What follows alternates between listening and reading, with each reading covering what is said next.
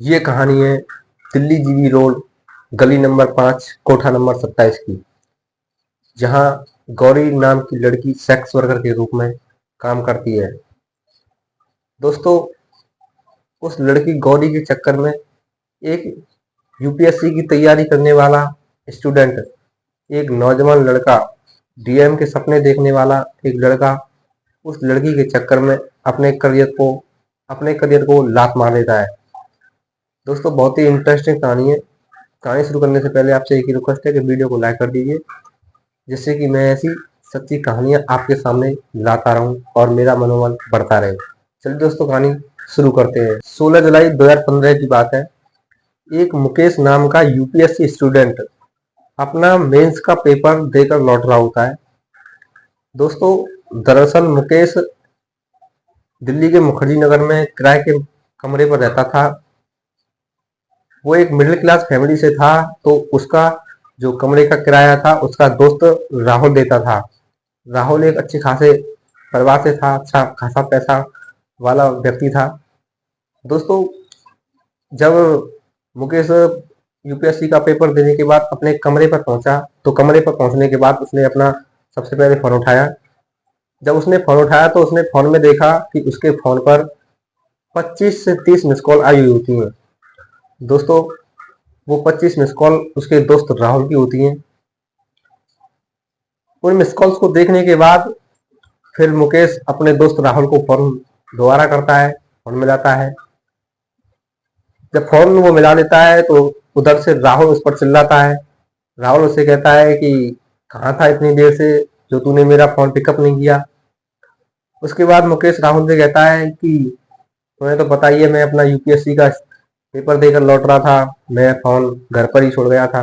दोस्तों, इसके बाद राहुल मुकेश से माफी मांग लेता है। वो उससे कहता है कि आई एम सॉरी, मुझे पता नहीं था कि तुम अपना यूपीएससी का पेपर देने गए थे। वो सॉरी मांग लेता है। दोस्तों, फिर इसके बाद राहुल मुकेश से सीधी बात करता है। वो उससे कहता है कि फोन उस पर क्यों मिलाया गया है।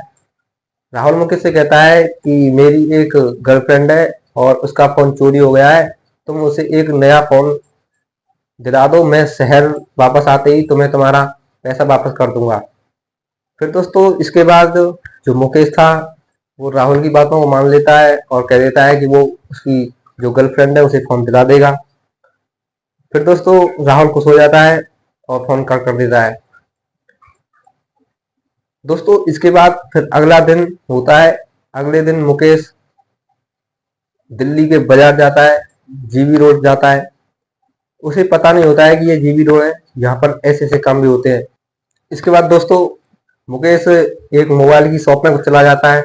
शॉप में जाने के बाद दुकानदार से एक मोबाइल का विक्रय मूल्य पूछता है। वो उससे पूछता है कि भाई, ये मोबाइल है, मुझे कितने में पड़ जाएगा।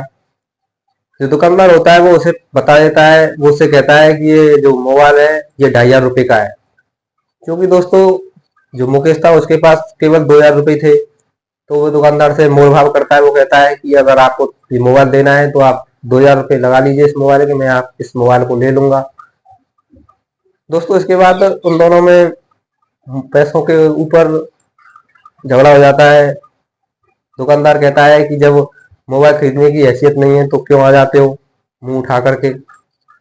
दोस्तों, उन दोनों में कम से कम 10 मिनट तक खींचातानी होती है उस मोबाइल के ऊपर, पैसों के ऊपर। दोस्तों, जब उन दोनों में खींचातानी होती है तो पास ही में एक सामने का जो कोठा होता है, कोठा नंबर 27 गली नंबर 5 की बात है दोस्तों। ये एक कमरे पर एक खूबसूरत सी लड़की खड़ी होती है। जब उन दोनों में, दुकानदार में और मुकेश में खींचातानी होती है, तो वो लड़की उन दोनों का नज़ारा देखती है और नज़ारा देखने के बाद वो सीधी उस दुकान में चली जाती है और दुकानदार के मुंह पर अपनी जेब से 500 रुपये और मुकेश से 2,000 रुपये लेकर दुकानदार के मुंह पर उन पैसों को मार देती है और मोबाइल लेकर के वहां से दोनों बाहर चले जाते हैं। दोस्तों, इसके बाद फिर मुकेश, जो वो लड़की थी, दोस्तों उस लड़की का नाम गौरी था। मुकेश गौरी से थैंक यू बोलता है। वो उससे बोलता है कि तुमने मेरी आज मदद करके मेरे ऊपर बहुत बड़ा एहसान किया है, मैं तुम्हारे पैसे तुम्हें जल्दी दे दूंगा, तुम मुझे अपना नाम बता दीजिए, आप मुझे अपना एड्रेस बता दीजिए। दोस्तों इसके बाद गौरी उसे अपना एड्रेस बता देती है। वो उससे कहती है कि मैं यहीं रहती हूँ, दिल्ली जीबी रोड मेरा पता है, मेरे घर का पता है गली नंबर 5 कोठा नंबर 27। दोस्तों ऐसा अजीब सा एड्रेस सुनने के बाद मुकेश हिचकिचा जाता है, लेकिन वो मान लेता है कि यही रहती होगी गौरी। फिर दोस्तों वो गौरी का जो मोबाइल नंबर है उसे लेकर के वहां से चला जाता है। मोबाइल खरीदने के बाद मुकेश अपने कमरे पर पहुंच जाता है। दोस्तों कमरे पर पहुंचने के बाद मुकेश उस लड़की गौरी के बारे में सोचता रहता है। दोस्तों ऐसा लग रहा था शायद उसे गौरी से मोहब्बत हो गई थी। दोस्तों वो यूपीएससी स्टूडेंट, कलेक्टर बनने के ख्वाब देखने वाला वो लड़का उस लड़की गौरी के चक्कर में कलेक्टर बनने के ख्वाब देखना भी बंद कर देता है। वो केवल अपने सपनों में गौरी को ही एक राजकुमारी के रूप में देखता रहता। दोस्तों गौरी के सपने देखते देखते उसे 2 दिन बीत जाते हैं, और 2 दिन बीतने के बाद उसका जो दोस्त राहुल था वो शहर वापस लौटता है। जब राहुल शहर वापस लौटता है तो मुकेश राहुल से अपने 2000 रुपये वापस ले लेता है, और 2000 रुपये वापस लेने के बाद उसे गौरी के जो 500 रुपये उधार थे गौरी को देने के लिए कोठे पर पहुंचता है। दोस्तों जब मुकेश कोठे पर पहुंचता है तो पहुंचने के बाद वो चकाचौंध हो जाता है। वो देखता है कि उस कोठे में 15 कमरे हैं, और हर एक कमरे पर एक लड़की खड़ी है जिसने केवल अपने सेंसिटिव पार्ट को ढक रखा है और सारा का सारा बदन खुला रखा है। दोस्तों कुछ देर वो वहीं सोफे पर बैठ जाता है और सोफे पर बैठकर इंतजार करता है। जब मुकेश सोफे पर बैठ जाता है तो वो देखता है कि हर एक कमरे में एक लड़का आता है, और जो लड़कियां होती हैं वो उसे एंटरटेन करती हैं, और लड़का 1 घंटा आधा घंटा बीत जाने के बाद कमरे से बाहर चले जाता है, और फिर और कोई लड़का आता है, लड़की उसे एंटरटेन करती है, फिर वो भी चला जाता है। दोस्तों ये नज़ारा देखने के बाद मुकेश समझ जाता है कि ये जो कोठा है वो एक कोठा नहीं बल्कि एक तवायफ खाना है। दोस्तों वो समझ जाता है कि यहाँ लड़कियां अपना जिस्म बेचती हैं और पैसा कमाती हैं। दोस्तों कुछ देर इंतजार करने के बाद जो कोठे की मालकिन साहिबा होती हैं वो मुकेश के पास आती है और मुकेश से पूछती हैं कि तुम्हें 300 वाली चाहिए, 500 वाली चाहिए या 2000 वाली। दोस्तों इसके बाद मुकेश मालकिन साहिबा से कहता है कि उसे गौरी चाहिए। दोस्तों गौरी का नाम सुनने के बाद जो मालकिन साहिबा होती हैं वो मुकेश से कहती हैं, वाह जी वाह, तुमने तो इस बगीचे के सबसे सुंदर फूल को ही चुना है। लगता है बहुत पुराने माली हो जो अच्छे फूल की कदर करना जानते हो, जो अच्छे फूल को चुनना चाहते हो। फिर मालकिन साहिबा मुकेश से कहती हैं कि इस फूल को तोड़ना चाहते हो जिस फूल को हमने पाल पोस कर बड़ा किया है। अगर तुम्हें वो फूल चाहिए तो तुम्हें 2000 रुपये देने पड़ेंगे। दोस्तों इसके बाद मुकेश मालकिन साहिबा को गौरी से मिलने के बदले उन्हें 2000 रुपये दे देता है। दोस्तों इसके बाद जो मालकिन साहिबा होती हैं वो गौरी को आवाज़ें देती हैं, और एक आवाज़ में ही गौरी मालकिन साहिबा के सामने आ जाती है। मालकिन साहिबा गौरी से कहती हैं कि इस बंदे ने तुम्हारे साथ वक्त बिताने के लिए मुझे 2000 रुपये दिए हैं, तुम जाकर इसे एंटरटेन कर दो। दोस्तों मुकेश को देखने के बाद गौरी मन ही मन मुस्कुरा जाती है और अपने मन में सोचती है कि जो लड़का कल परसों तक 500 रुपये के लिए दुकानदार से झगड़ रहा था वो आज इस कोटे पर 2000 रुपये की नुमाइश लेकर आया है। दोस्तों इसके बाद गौरी मुकेश को लेकर के अपने कमरे में चली जाती है, और कमरे में जाने के बाद अपने कपड़ों को उतारने लगती है, अपनी साड़ी को उतारती है, और फिर बाद में मुकेश के कपड़ों को भी उतारने की कोशिश करती है। दोस्तों मुकेश अपने कपड़ों को उतारने से मना कर देता है और बेड पर बैठ जाता है। दोस्तों जब मुकेश बेड पर बैठ जाता है तो गौरी फिर आगे बढ़ती है और उसे अपनी बाहों में भर लेती है। इसके बाद मुकेश गौरी से कहता है कि तुम ये क्या कर रही हो। गौरी कहती है कि मैं तो वही सब कर रही हूँ जिसके लिए तुमने मालकिन साहिबा को 2000 रुपये दिए हैं। मुकेश कहता है कि क्या बात कर रही हो, मैंने तुम्हारे संबंध बनाने के लिए मालकिन साहिबा को 2000 रुपये नहीं दिए हैं। मैंने तो उन्हें केवल पैसे इसीलिए दिए हैं ताकि मैं तुम्हारे साथ कुछ वक्त बिता पाऊँ। मैं तुम्हारे साथ संबंध बनाने के लिए नहीं आया हूँ। मैं तो तुम्हें तुम्हारे जो 500 रुपये उधार रह गए थे उन्हें वापस देने के लिए आया हूँ। फिर दोस्तों गौरी मुकेश से कहती है कि क्या बात कर रहे हो, मुझे लगता है तुम झूठ बोल रहे हो। मुझे मालूम पड़ रहा है मैं तुम्हें पसंद नहीं आई हूँ।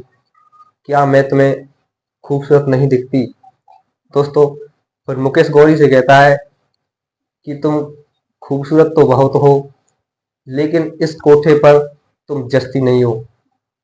तुम इस कोठे पर अच्छी नहीं लगती हो।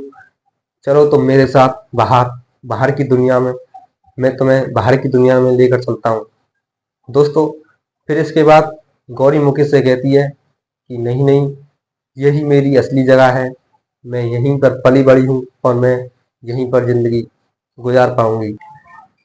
फिर दोस्तों इसके बाद गौरी जो अपनी साड़ी उतार रखी थी उसे पहन लेती है और मुकेश के लिए बाहर से एक कप चाय लेकर के आती है। दोनों चाय पी लेते हैं और चाय पीते पीते उन्हें बहुत ढेर सारी बातें होती हैं। फिर अचानक से मालकिन साहिबा की आवाज आती है, गौरी जल्दी से बाहर आओ, एक और क्लाइंट आया है, इसे जल्दी से एंटरटेन कर दो। दोस्तों गौरी मुकेश से कहती है कि तुम यहीं आप 1 घंटा बैठो, मैं अभी अपना काम निपटा कर आती हूँ। फिर दोस्तों वहां से गौरी चली जाती है और दूसरे कमरे में उस लड़के को एंटरटेन करने के बाद 1 घंटा तक एंटरटेन करने के बाद मुकेश के पास वापस आ जाती है। दोस्तों फिर मुकेश से वो 2-3 मिनट और बात करती है और मुकेश बातचीत करने के बाद वहां से चला जाता है। दोस्तों मुकेश कमरे पर पहुंचने के बाद केवल गौरी के बारे में सोचता रहता। वो सोचता कि एक लड़की जब एक अनजान लड़के से इतनी मीठी मीठी बातें कर सकती है तो सोचो अगर वो लड़की किसी की पत्नी बन जाएगी तो वो अपने पति से कितना प्रेम करेगी। दोस्तों वो यूपीएससी स्टूडेंट मुकेश केवल गौरी के बारे में सोचता रहता और उसके प्रेम में पड़ जाता है। यही सोचते सोचते, गौरी के बारे में सोचते सोचते अगले दिन फिर से वो उस कोठे पर, जीबी रोड पर गली नंबर 5 कोठा नंबर 27 में पहुंच जाता है और पहुंचने के बाद वो सीधा उसी कमरे में पहुंचता है जहां गौरी लड़कों को एंटरटेन करती है। गौरी बेड पर बैठी होती है। मुकेश भी गौरी के पास जाकर के बैठ जाता है। गौरी जब मुकेश को देखती है तो मुकेश से कहती है कि वाह कलेक्टर साहिबा, लगता है कोठे वालों का प्यार तुम्हें बहुत अच्छा लगने लगा है। लगता है कोठे वालों का माहौल बहुत अच्छा लगने लगा है जो आज तुम यहाँ फिर से आ गए। दोस्तों इसके बाद गौरी मुकेश को बाहों में भर लेती है और उससे कहती है कि कलेक्टर साहब, कहाँ से शुरू किया जाए, ऊपर से या नीचे से। दोस्तों इसके बाद मुकेश गौरी से कहता है कि मैंने तुमसे बार बार कहा है, मैं तुम्हारे साथ यहाँ संबंध बिताने के लिए नहीं आया हूँ। मैं तो केवल तुम्हें पाना चाहता हूँ। मैं तुमसे बहुत प्रेम करता हूँ। I love you. दोस्तों आई लव यू एक ऐसा शब्द जहाँ कोठे पर जिसका कोई भी मतलब नहीं है, जहाँ लड़की भी कह दे तो कुछ नहीं होता, लड़का भी कह दे तो कुछ नहीं होता। लेकिन दोस्तों जब मुकेश के मुंह से गौरी ये सब सुनती है तो वो आश्चर्य में पड़ जाती है। वो मुकेश से कहती है कि I love you, I love you, I love you, आओ हम दोनों मिलकर प्रेम करते हैं। दोस्तों इसके बाद भी मुकेश गौरी के साथ संबंध बनाने के लिए राजी नहीं होता और पीछे हट जाता है। वो उससे कहता है कि तुम इसे मजाक समझ रही हो, मैं तुमसे हकीकत में शादी करना चाहता हूँ। दोस्तों इसके बाद गौरी मुकेश से कहती है कि कलेक्टर साहब, पागल पागल हो गए हो क्या?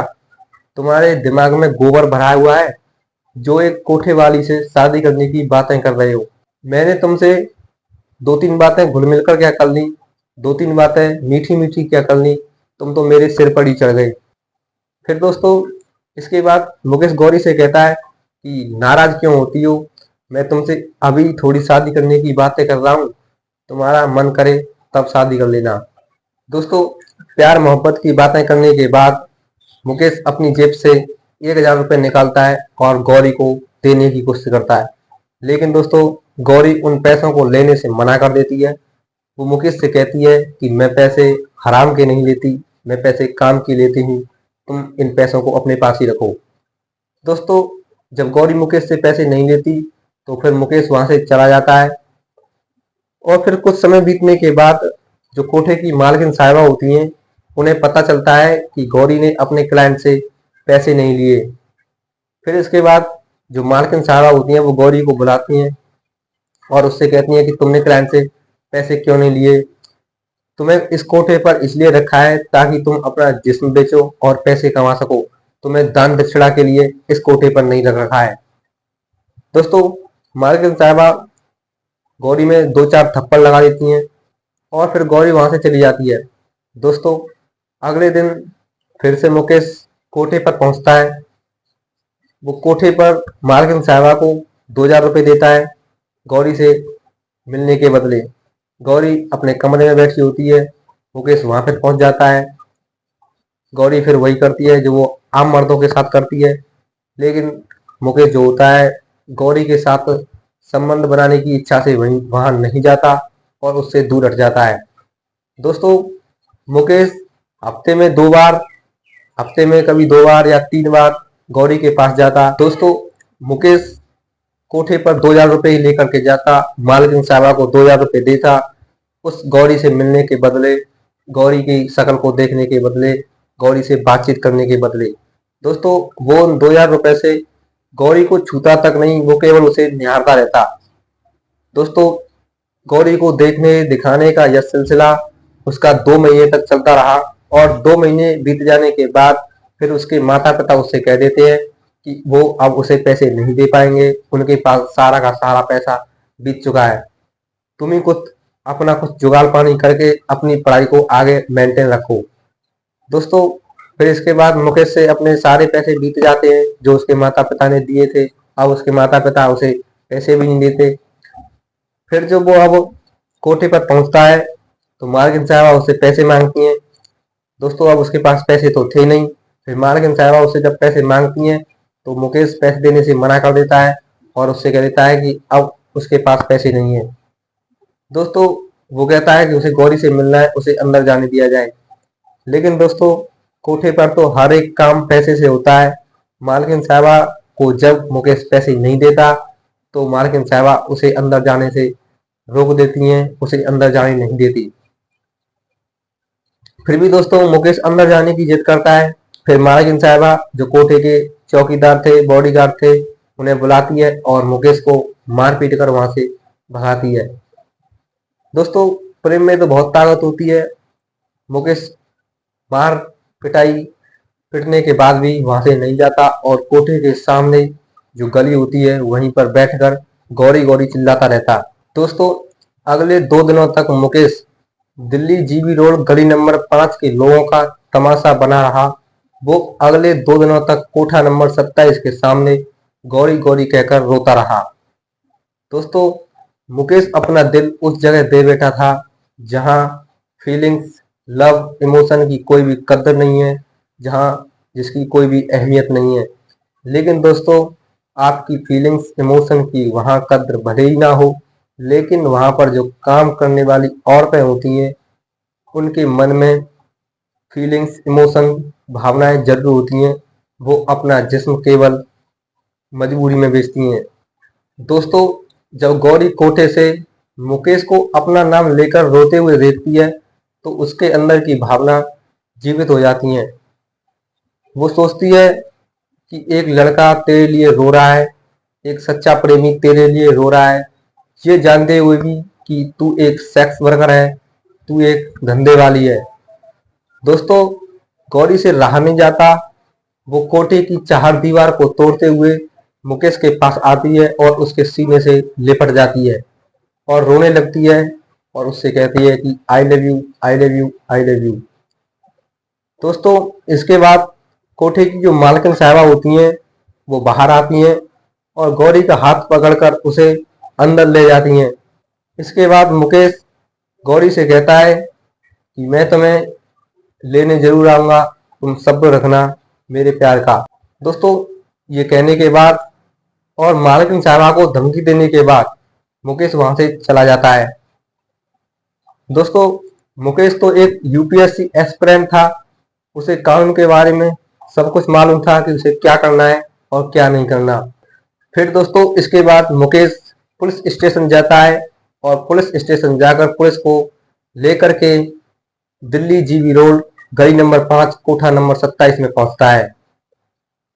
पुलिस जब कोठा नंबर 27 में पहुंचती है तो मालकिन साहिबा को बुलाती हैं और मालकिन साहिबा से बात करती हैं और उससे कहती है कि तुम्हारे खिलाफ एफआईआर है कि तुम इस कोठे पर लड़कियों के बिना मर्जी के उनका शरीर बेचती हो, उनसे धंधा करवाती हो। फिर दोस्तों मालकिन साहिबा पुलिस को फटकारते हुए कहती हैं कि तुम्हें ये गलत खबर मिली है, हमारे यहाँ की जो लड़कियां हैं वो अपनी मर्जी से अपना जिस्म बेचती हैं। फिर दोस्तों उस लड़के से पूछा जाता है, मुकेश से पूछा जाता है कि कौन है वो लड़की जो बिना मर्जी के अपना जिस्म बेचती है।